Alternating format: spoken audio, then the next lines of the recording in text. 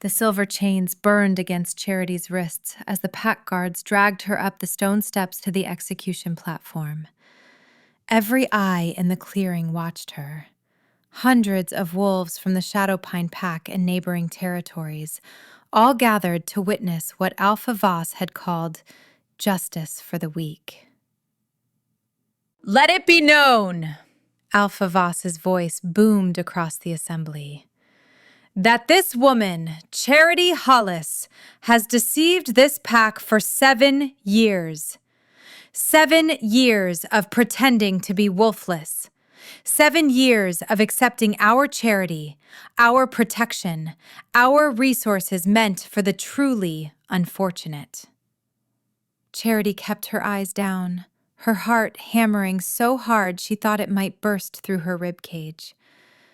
The early morning sun hadn't yet burned away the mist that clung to the forest floor, and she shivered in the thin cotton dress they'd given her, execution clothes, meant to make the condemned look small and pitiful. "Do you deny it?" Voss demanded. She lifted her head slowly, meeting the Alpha's iron-gray eyes. The platform put her at his level, and she could see the satisfaction gleaming there. He'd been waiting for this moment, she realized. Waiting for an excuse. "I don't deny that I'm wolfless," she said, her voice steady despite the terror coursing through her veins. "But you're not, are you?" This came from Celine, Voss's daughter, who stood at her father's right hand like a jeweled viper. "We have witnesses, the hunters who caught you in the western woods. They saw your wolf, described her perfectly, white as snow, with eyes like ice." A murmur rippled through the crowd. Charity's throat tightened. 3 nights ago, she'd been careless. She'd gone too far from the pack boundaries, thinking herself alone, and she'd let her wolf surface for the first time in months. Just for an hour, just to run, to feel whole again. The hunters hadn't been from Shadowpine. They'd been rogues, trespassing on pack land, and they'd reported her to Voss in exchange for safe passage through his territory. "I've lived among you peacefully," Charity said, her voice carrying across the silent assembly. "I've worked in the pack kitchens, helped with the children, never caused trouble." "You've stolen resources meant for the genuinely powerless," Voss interrupted. "In times of scarcity, every mouth matters. You took food, shelter, protection, all while hiding a wolf that could hunt, fight, and contribute. That is theft. That is betrayal." "I was protecting myself," Charity whispered, but her words were lost in Celine's sharp laugh. "Protecting yourself? From what? From having to pull your weight?" Celine circled the platform, her designer boots clicking against the wood. "Or were you protecting yourself from being challenged? From having to prove your worth? How convenient, to play the victim while a strong wolf slept inside you." Charity bit the inside of her cheek until she tasted blood. She wanted to scream the truth, that she'd been 16 when she'd arrived at Shadowpine, half-starved and fleeing a pack that would have killed her for what she was. That pretending to be wolfless had been the only way to hide. That showing her wolf meant death, just a different kind than what she faced now. "The sentence is death," Voss announced. "To be carried out by silver blade, as is traditional for traitors and deceivers. Charity Hollis, you will die as you lived, pretending to be less than you are." The crowd's energy shifted. Some looked away. Others leaned forward with ghoulish interest. Charity's knees threatened to buckle, but she locked them straight. She wouldn't give them the satisfaction of seeing her collapse. A warrior she recognized, Marcus, one of the pack's enforcers, stepped onto the platform carrying a silver sword. The blade gleamed in the strengthening sunlight, and Charity's wolf stirred inside her for the first time in weeks, sensing the danger. Not yet, Charity begged silently. Please, not yet. If her wolf emerged now, it would only confirm Voss's accusations. And worse, it would reveal what she truly was, and then there would be no escape. Not from this pack. Not from any pack. I'm sorry, Marcus murmured as he positioned himself behind her. The apology was so quiet only she could hear it. Orders are orders. I understand, Charity replied, surprised by how calm she sounded. You're just doing your duty. Voss raised his hand, preparing to give the signal. Charity closed her eyes, thinking of her mother, dead these 6 years, and hoping that whatever came after this life would be kinder than what she'd known in this one. Wait! The voice cut through the clearing like a blade, deep, commanding, and utterly unfamiliar. Charity's eyes snapped open. A man stood at the edge of the crowd, and the assembled wolves parted for him like water around a stone. He was tall, well over 6 feet, with broad shoulders and dark hair that fell past his collar. He wore black from head to toe, and power radiated from him in waves so strong that even the wolfless humans in attendance took a step back. Alpha Wayne, Voss said, and Charity heard the uncertainty in his voice. This is an internal pack matter. The Silvercrest pack has no, she's my mate. The clearing erupted. Shouts of confusion and disbelief overlapped, creating a cacophony that made Charity's head spin. She stared at the stranger, Wayne, Voss had called him, and tried to understand what was happening. Wayne moved through the crowd with fluid grace, his eyes, a startling amber gold, locked on Charity. She couldn't look away. Something in his gaze pinned her in place more effectively than the chains around her wrists. That's impossible, Celine said, stepping forward. She's nobody, a kitchen worker. And you're the Alpha of Silvercrest, one of the most powerful packs in the Northern Territories. You can't possibly... Are you questioning what I know to be true? Wayne's voice dropped to a lethal quiet that made Celine stumble back. Are you suggesting I don't recognize my own mate bond? Of course not, Alpha Wayne, Voss interjected, his earlier confidence crumbling. But surely you understand our position. This woman has been tried and convicted of... Trying to survive? Wayne reached the platform steps. From what I've heard in the last 3 minutes, her crime was hiding her wolf to avoid persecution. Tell me, Voss, what would you have done to her 7 years ago if she'd arrived at your borders and announced she was a shifter? Voss's silence was answer enough. Wayne mounted the platform, and suddenly he was there, standing so close to Charity that she could smell pine and winter wind on him. He reached out slowly, giving her time to pull away, and touched her face with surprising gentleness. The mate bond snapped into place like a physical thing. Charity gasped as warmth flooded through her, pushing back the fear and cold. It felt like coming home after years of wandering. It felt like every piece of her that had been scattered was suddenly gathering back together. Her wolf surged forward, recognizing him, calling to him.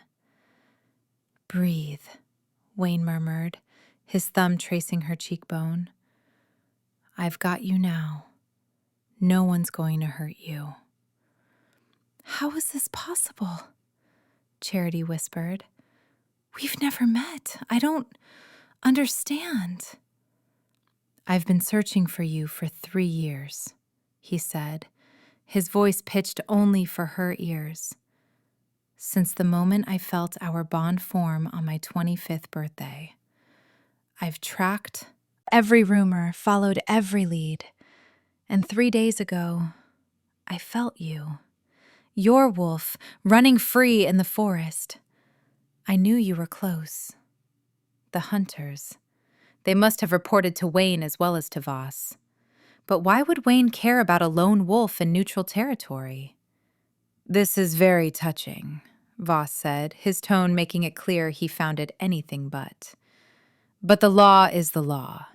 She deceived my pack. She must what? Wayne turned, and the look on his face made even the battle-hardened Alpha Voss take a step backward. Be executed for the crime of existing? For doing what she had to do to survive? Name your compensation, Voss. Name your price for the resources she used. I'll pay it tenfold. But she leaves with me. Now. This isn't about money, Voss said, but his eyes said otherwise. This is about pack law, about consequences. If I let her walk away, what message does that send? It sends the message that you're smart enough not to make an enemy of Silvercrest, Wayne replied. But if that's not compelling enough, consider this. She's my mate. Harm her, and you declare war on my pack. Execute her, and I will raze Shadowpine to the ground and salt the earth where it stood. The clearing had gone deathly silent. Even the wind seemed to have stopped. You would go to war over one woman? Voss asked. Over my mate? Yes. Without hesitation. Without mercy. Charity's legs finally gave out. She sank to her knees, the chains dragging at her wrists. This couldn't be real. Alphas like Wayne didn't claim women like her. Powerful males didn't threaten war for kitchen workers who'd spent 7 years scrubbing floors and pretending to be human. Wayne crouched beside her, and with a casual flex of strength that spoke to immense power, he snapped the silver chains as if they were made of paper.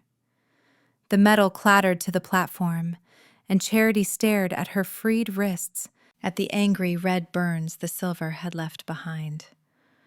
Marcus, Wayne said without looking away from Charity, you were about to execute an innocent woman, an Alpha's mate. What does your honor tell you about that? That I was wrong, Marcus said immediately. That I should have questioned my orders. I apologize, Lady Charity, and to you, Alpha Wayne. Your apology is noted, Wayne said, and you're relieved of this duty. Step down.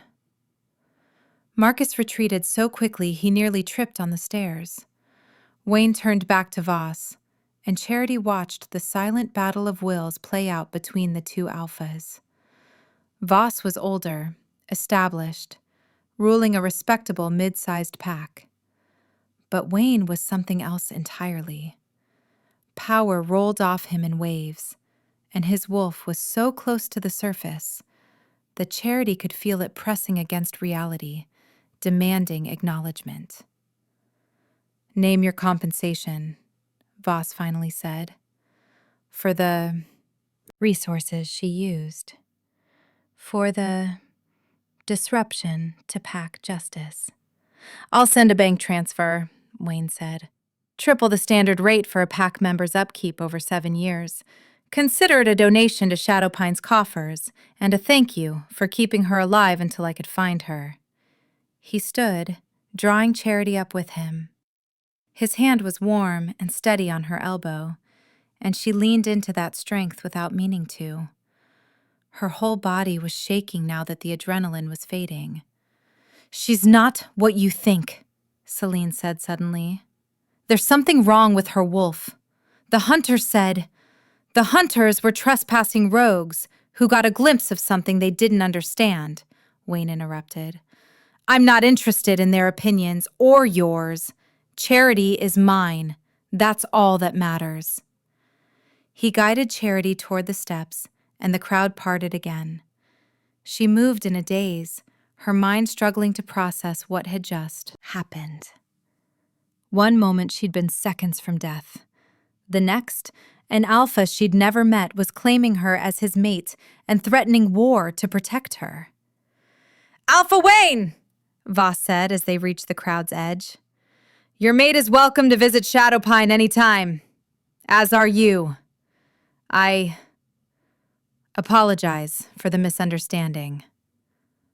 Wayne didn't respond. He just kept walking, his hand never leaving Charity's elbow until they'd left the clearing and entered the forest beyond. Only then did Charity's wolf surge forward again, and this time she couldn't stop it. "Wayne, I need to. I can't." "I know," he said. "Let her out. It's safe here." The shift took her in a rush of sensation. Bones reshaping, muscles realigning, senses exploding into hyper-clarity. It hurt less than usual, and she realized it was because of Wayne's presence. The mate bond somehow smoothing the transformation. And then she was on 4 legs, her white paws silent on the forest floor. She heard Wayne's sharp intake of breath. Charity's wolf was exactly as the hunters had described, white as fresh snow, with pale blue eyes that seemed to glow in the dappled sunlight filtering through the trees. But it was more than that. Her wolf was larger than normal she-wolves, nearly the size of a male, with an ethereal quality to her coat that made her look almost translucent in certain lights. She was a celestial wolf, one of the rarest bloodlines in existence, thought to be extinct for over a century. Wolves blessed by the moon goddess herself, with powers that went far beyond normal shifting. And celestial wolves were hunted, killed for their blood, which was said to grant strength to those who consumed it, killed for their pelts, which were prized by collectors, killed because their very existence was a reminder that some wolves were born with gifts others would never possess. That was why Charity's mother had died, why Charity had been running since she was 16. Why she'd hidden her wolf for 7 years and pretended to be human rather than risk discovery. Wayne shifted beside her, his own wolf emerging in a fluid transformation that spoke to perfect control. He was massive, a true alpha male with dark fur and those same striking amber eyes. He patted closer, and his wolf rumbled with satisfaction, recognizing its mate. Charity's wolf wanted to run, wanted to bolt back into the forest and keep going until she'd put 100 miles between herself and anyone who might recognize what she was. But something in Wayne's gaze held her still. His wolf touched his nose to hers in a gesture so gentle it made her chest ache. Then he shifted back to human form, crouching naked in the underbrush without any self-consciousness. "I know what you are," he said. "I've known since the moment I felt your wolf in the forest. A celestial bloodline. The last one, as far as anyone knows." Charity shifted back, glad that she'd been wearing a simple dress that had torn away cleanly during the transformation. She wrapped her arms around herself, feeling exposed and vulnerable. "Then you know why I hid," she said. "You know what they'd do to me if they found out." "I know what they'd try to do," Wayne corrected. "But you're mine now, Charity, my mate, and I protect what's mine with everything I have. No one will hurt you, not while I draw breath." "You don't even know me," she whispered. "We met 20 minutes ago. Why would you risk your pack, your position, everything you've built, for a stranger?" Wayne reached out and cupped her face in both hands, tilting her head up until she had no choice but to meet his eyes. "Because 3 years ago, I woke up on my 25th birthday feeling like half of my soul was missing," he said. "Because I've searched every territory, followed every lead, hoping to find the woman who was meant to be mine. Because the moment I felt your wolf running in that forest, I knew. And when I walked into that clearing and saw you on that execution platform, I knew I'd destroy anyone who tried to take you from me." Tears burned behind Charity's eyes. She'd been alone for so long, running for so long, hiding for so long. The idea that someone might actually want to protect her, might choose her freely, felt impossible.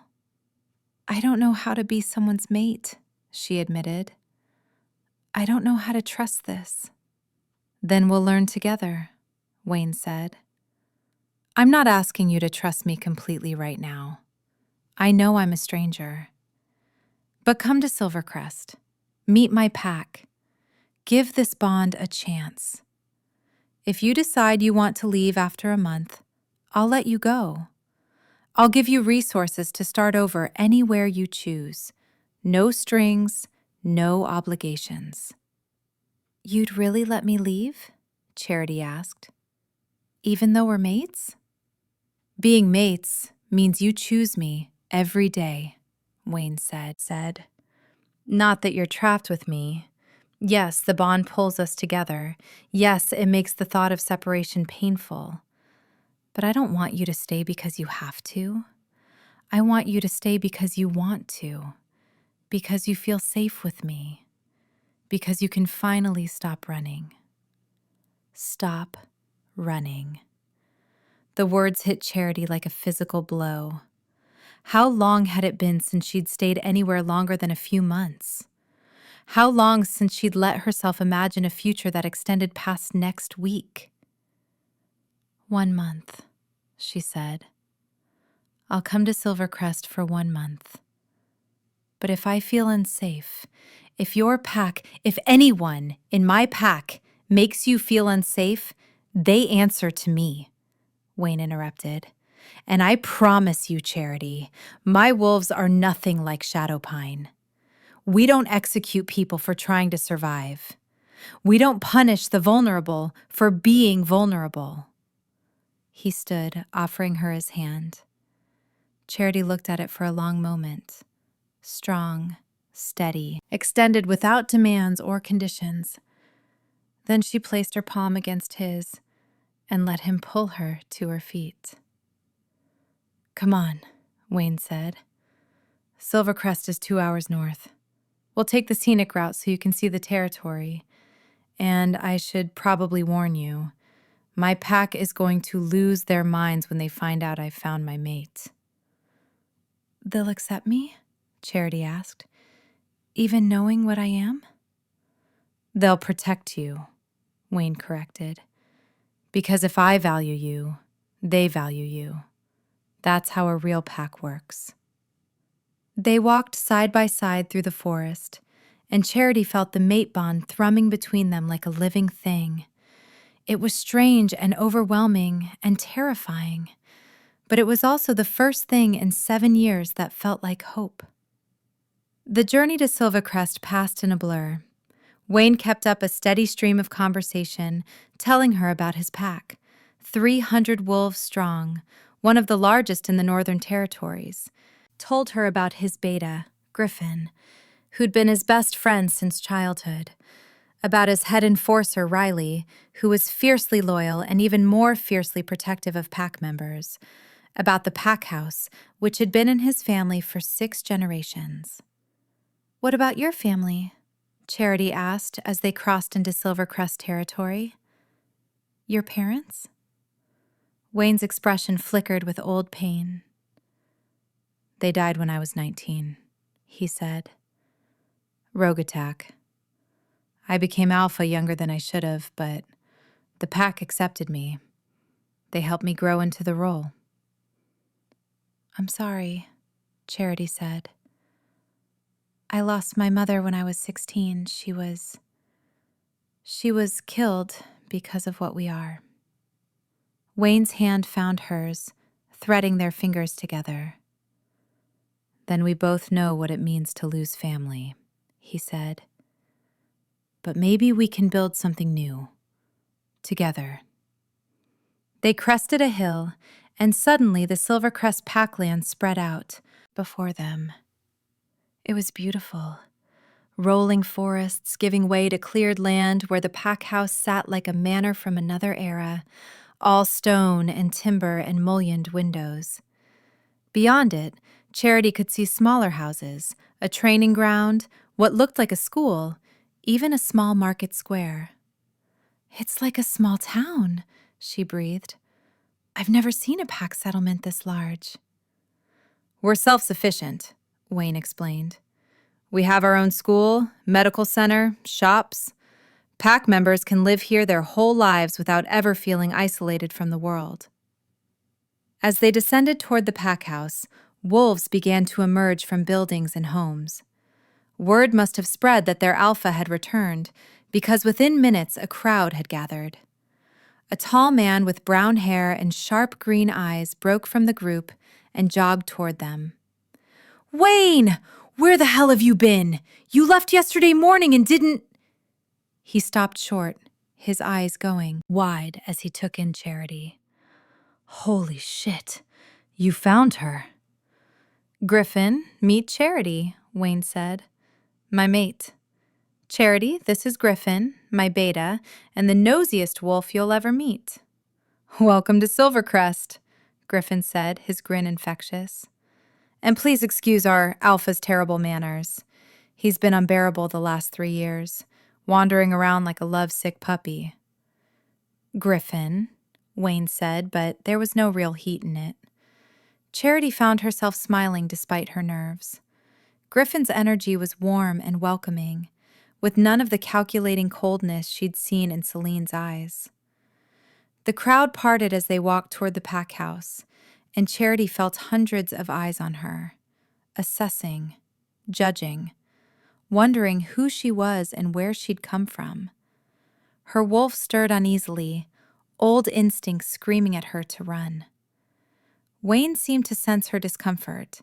His hand tightened on hers, and he released a pulse of alpha, power that made everyone in the vicinity drop their eyes in automatic submission. "This is Charity," he announced, his voice carrying across the assembled wolves. "My mate. She'll be introduced properly at tonight's pack gathering, but until then, I expect everyone to give her space to settle in. Understood?" A chorus of "Yes, Alpha!" echoed back. Wayne led her into the pack house, and Charity's breath caught. The interior was stunning, all dark wood and stone, with high ceilings and large windows that let in floods of natural light. It smelled like pine and wood smoke and home in a way that made her chest tight.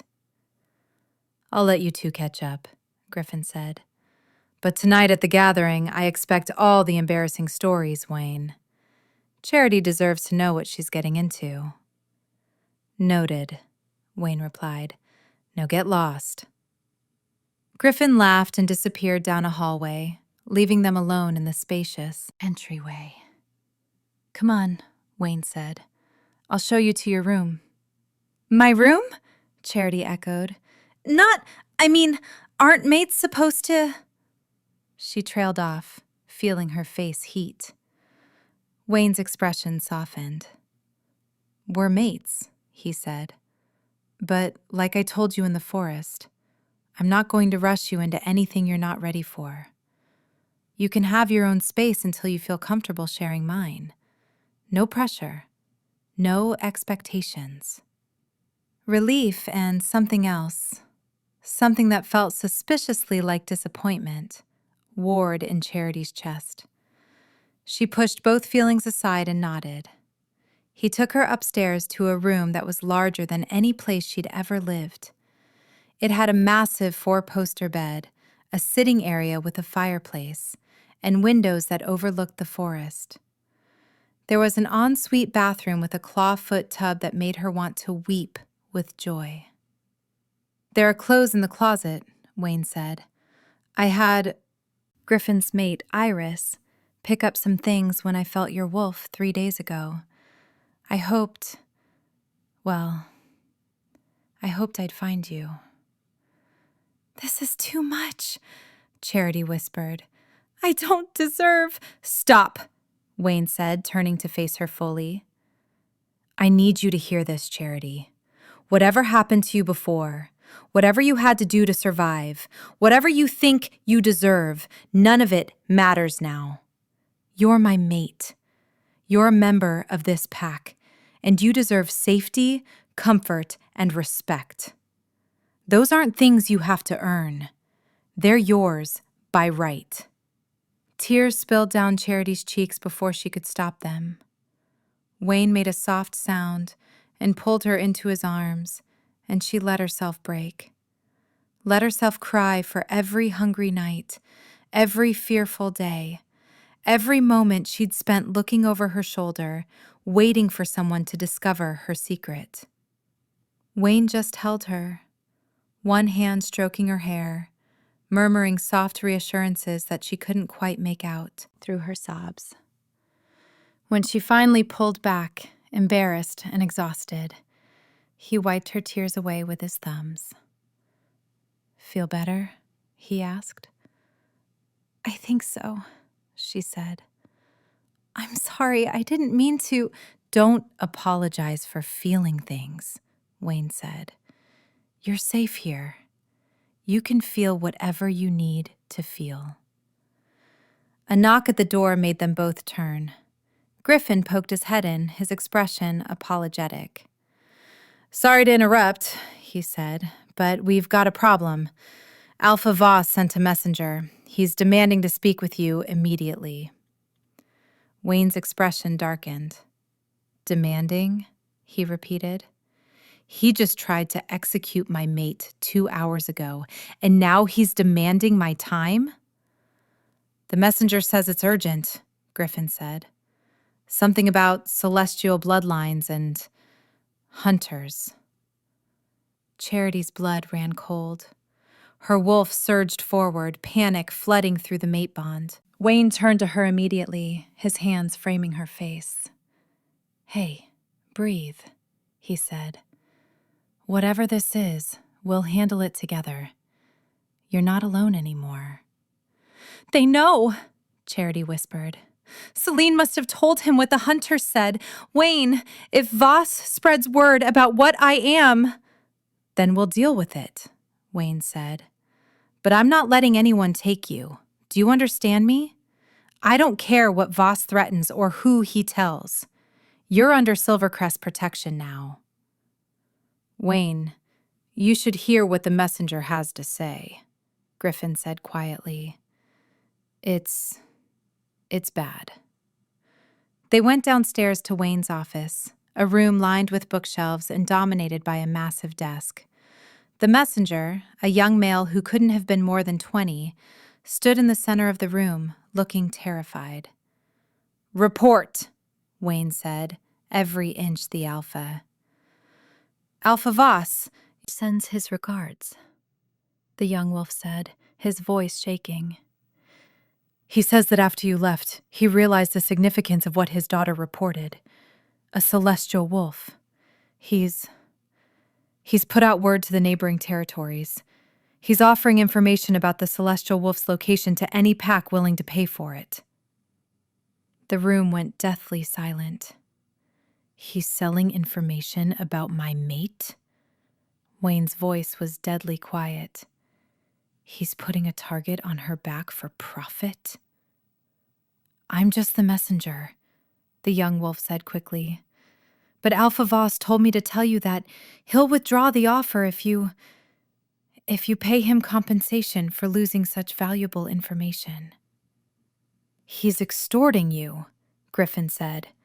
"That bastard is extorting you." Wayne's wolf was so close to the surface that Charity could see his eyes flickering between human and animal. Power filled the room, pressing down on everyone until even she had trouble breathing. "Tell Voss that if he follows through on this threat, I will consider it an act of war," Wayne said. "And I will respond accordingly.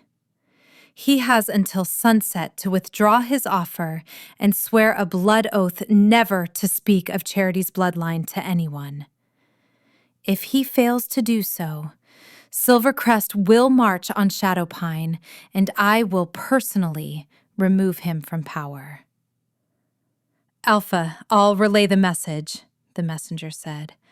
But he seemed certain you'd pay rather than fight. Then he doesn't know me very well, Wayne said. Dismissed. The messenger practically ran from the room. Charity stood frozen, her mind reeling. This was her worst nightmare. Word spreading about what she was, packs hunting her, and now Wayne was talking about war, about marching on another pack's territory, all because of her. I should leave, she said. I should run. If I'm gone, Voss has nothing to sell. You won't have to fight. No! Wayne was in front of her in an instant, his hands on her shoulders. Absolutely not. You're not running anymore, Charity. You're not spending another day of your life looking over your shoulder. But your pack, they could be hurt.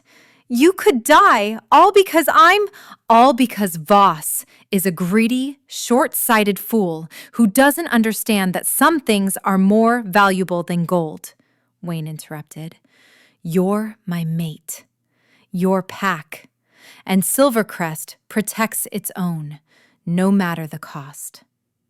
He's right, Griffin said. The pack would follow Wayne into hell itself. Defending our Luna from a threat? That's not even a question. Luna, Charity repeated. I can't be. You're my mate, Wayne said. That makes you Luna. And tonight, at the pack gathering, I'm going to announce you as such. I'm going to make it clear that you're under Silvercrest's protection, and anyone who threatens you threatens us all. What if they reject me? Charity whispered. What if they find out what I am and they don't want a celestial wolf as their Luna? Wayne's expression softened. He pulled her close, tucking her head under his chin. Then I'll remind them that I didn't choose you because of what you are, he said. I chose you because you're mine. Because the moon goddess herself deemed you worthy to be my other half. And if that's not enough for them, then they're not worthy of being in this pack. Charity clung to him, breathing in his scent, letting the mate bond soothe her frayed nerves. She'd never had anyone fight for her like this. Never had anyone stand between her and danger without hesitation. I'm scared, she admitted. Not just of Voss, of everything. Of this being real and then losing it. You won't lose it, Wayne promised. You won't lose me. I swear on my Alpha's blood, Charity, I will protect you with everything I am. The afternoon passed in a strange blur. Iris, Griffin's mate, came to help Charity prepare for the evening gathering. She was warm and friendly, chattering about pack life while she helped Charity choose a dress from the closet. A simple but elegant blue gown that brought out the pale color of Charity's eyes. The pack is going to love you, Iris said as she helped Charity with her hair. Wayne's been impossible the last 3 years. Moody, distracted, always disappearing to search for you. Having you here will be like getting our old Alpha back. What if they find out about my wolf? Charity asked quietly. About what I am. Iris met her eyes in the mirror. Some might be scared at first, she admitted. But Wayne's a good Alpha. If he says you're one of us, then you're one of us. The pack trusts his judgment, and once they get to know you, they'll see what he sees. Someone brave enough to survive against impossible odds. Someone strong enough to keep going when most would have given up. I don't feel very strong, Charity said. I feel like I've been running my whole life. Survival is its own kind of strength, Iris said. Never doubt that. As the sun began to set, Wayne came to escort Charity to the gathering. He wore dark dress pants and a white shirt that somehow made his amber eyes even more striking. When he saw her in the blue dress, his expression transformed into something that made her breath catch. "You're beautiful," he said. "Absolutely beautiful." "It's just a dress," Charity said, feeling heat creep up her neck. "It's not just the dress," Wayne said, taking her hand. "Though that helps. It's you, your strength, your resilience, everything you are." They walked to the gathering together, their hands intertwined. The pack had assembled in a large clearing behind the pack house, with torches and lanterns creating a warm glow in the deepening twilight. Hundreds of wolves stood waiting, and when Wayne and Charity emerged from the tree line, every conversation died. Wayne led her to a raised platform at the clearing center. Griffin and Iris joined them, along with several others who Charity assumed were high-ranking pack members. "Thank you all for gathering on such short notice," Wayne began, his voice carrying across the crowd. "I've called you here tonight to introduce someone very important. This is Charity. She's my mate, and as of this evening, she is your Luna." The crowd erupted in cheers and applause. Charity felt tears prick her eyes again. She'd expected suspicion, maybe even hostility, but the wolves of Silvercrest were celebrating her arrival. "I know many of you have questions," Wayne continued when the noise died down. Where did she come from? How did we meet? Why didn't I tell anyone I was close to finding her? I'll answer those questions in time. But tonight, I want you all to know that Charity is under my protection and under this pack's protection. She's family now, and we protect family. More cheers, more applause. Charity scanned the crowd and saw genuine joy on most faces, relief on others. This was their alpha finally settling down, finally finding his mate. It meant stability for the pack. It meant continuity. "Alpha!" A voice rang out from the back of the crowd. A tall male with silver-shot black hair pushed forward. "With respect, we deserve to know more about our new Luna. What pack is she from? What's her lineage?" The cheers died. An uneasy silence fell. Wayne's expression hardened. "That's irrelevant," he said. "She's my mate. That's all that matters." "With respect, Alpha, it's not irrelevant," the male pressed. "A Luna's bloodline affects the entire pack. We have a right to know what we're bringing into our bloodlines, into our future." Murmurs of agreement rippled through the crowd. Charity's stomach dropped. This was what she'd feared. Questions she couldn't answer without exposing herself. "Are you questioning my judgment, Roland?" Wayne asked, power flooding his voice. The male, Roland, dropped his eyes immediately, but his jaw was set stubbornly. "I'm asking questions any beta would ask if Griffin weren't so busy celebrating," Roland said. "Questions the pack deserves answers to." Charity felt the moment shift. Half the crowd was nodding along with Roland. The other half looked uncomfortable but not entirely opposed to his questioning. This was going to tear the pack apart before she'd even had a chance to prove herself. "I'll answer," she said, stepping forward. Wayne turned to her sharply, his eyes wide. "Charity, you don't have to." "Yes, I do," she said. "If I'm going to be Luna, I need to be honest with the pack." She turned to face the crowd, her heart hammering, but her voice steady. "My name is Charity Hollis," she began. "I was born into the Moonridge Pack in the Northern Territories. My mother died when I was 16, and I've been on my own ever since. I've spent the last 7 years living among the Shadowpine pack, pretending to be Wolfless because I was afraid of what would happen if anyone knew the truth about my bloodline. And what truth is that? Roland called. What are you hiding? Charity took a deep breath. Wayne moved beside her, his presence a solid wall of support. Show them, he said quietly. Let them see who you really are. Trust me. She met his eyes and saw absolute certainty there. He believed in her, believed the pack would accept her.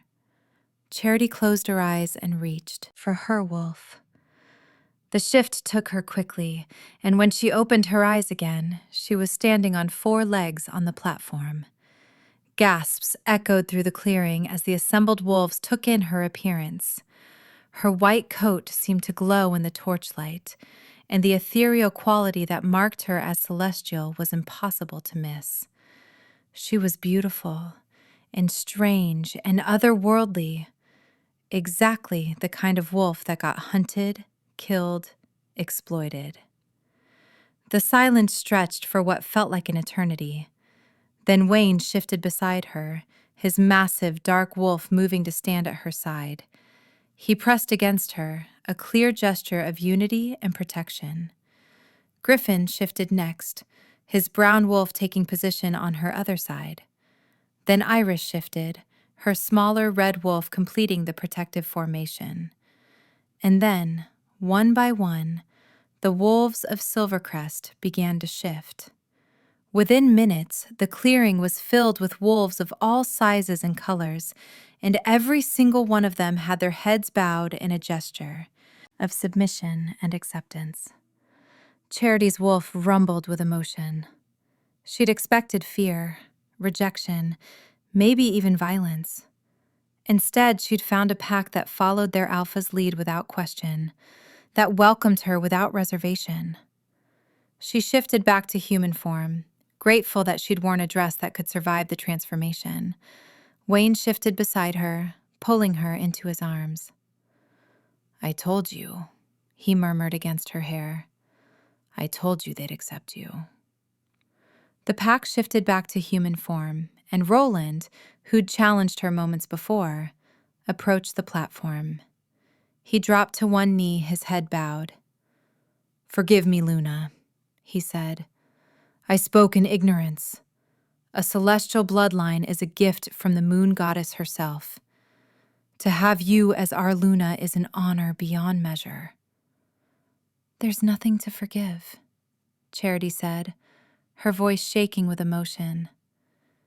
You were protecting your pack. That's admirable. She looked out at the assembled wolves, her pack now, and felt something shift inside her. For the first time in 7 years, she wasn't alone. She wasn't hiding.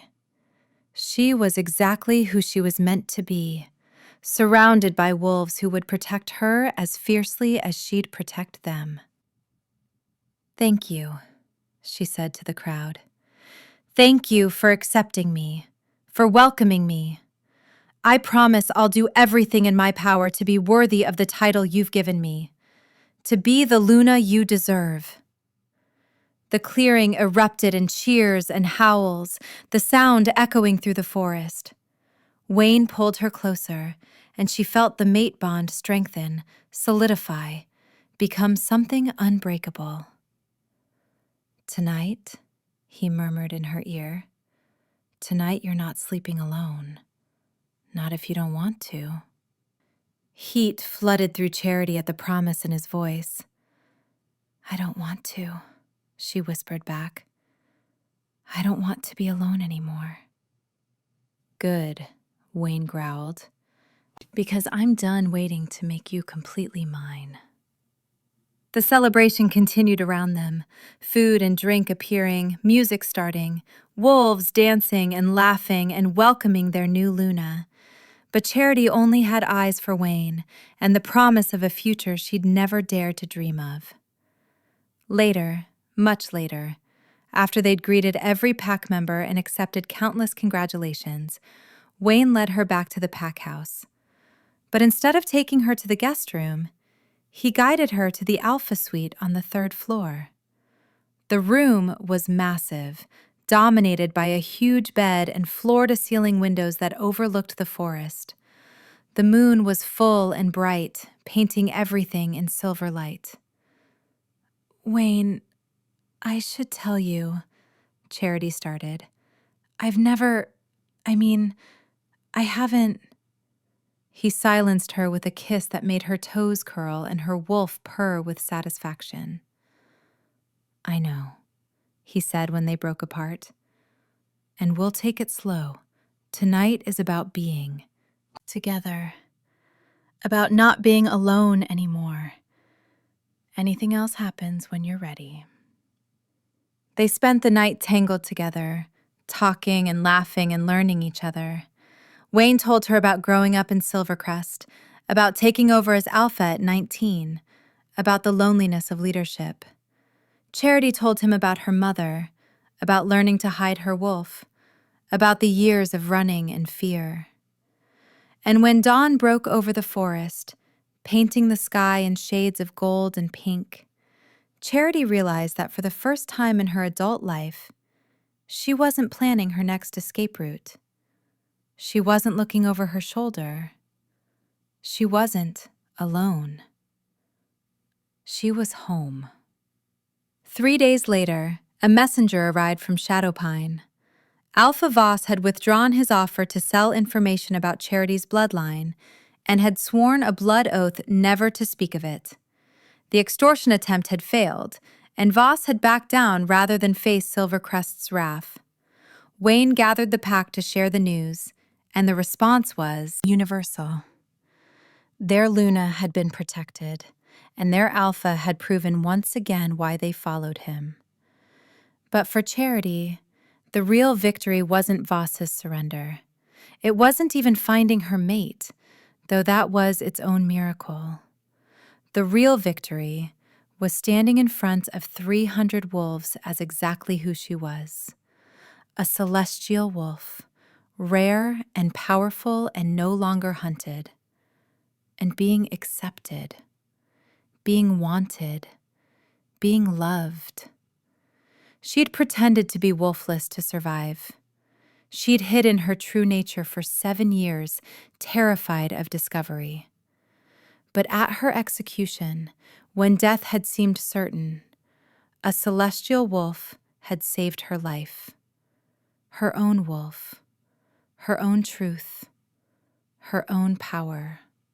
And more than that, an Alpha who'd claimed her without hesitation, a pack that had accepted her without question, and a future that stretched out before her like the endless forest, wild and beautiful and finally, wonderfully safe. Wayne found her later that afternoon, standing by the window in their shared bedroom, watching the sun filter through the trees. "What are you thinking about?" he asked, wrapping his arms around her from behind. "That I've been running for so long, I forgot what it felt like to stand still," she said, leaning back against his chest. "That I'm not scared anymore. Not with you. Not here." "You never have to run again," Wayne promised, pressing a kiss to her temple. "This is your home. These are your people. And I'm yours, for as long as you'll have me." Charity turned in his arms, rising on her toes to kiss him. "Forever, then," she said against his lips. "I'll have you forever." Outside, the Silvercrest pack went about their evening routines. The sun set in a blaze of orange and gold. The moon began its slow rise into the darkening sky.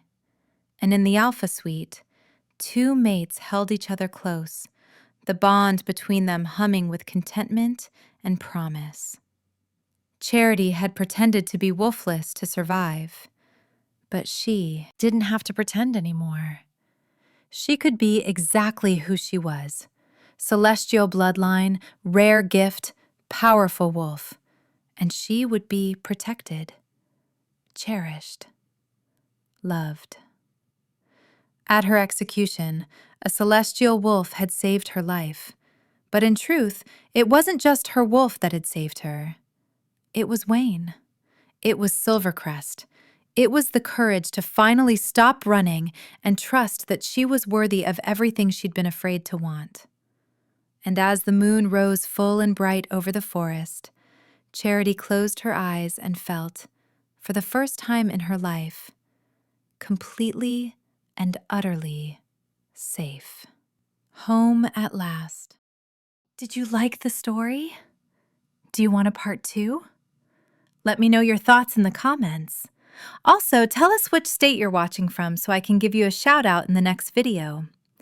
Shout out to our friends from Milan, New Mexico, Kansas, Texas, Xenia, Ohio, Western North Carolina, Massachusetts, Queensland, Australia, Lewis, Scotland, Central Florida, San Jose, California, and more. Don't forget to subscribe so you can stay updated on our next uploads. Thanks for watching.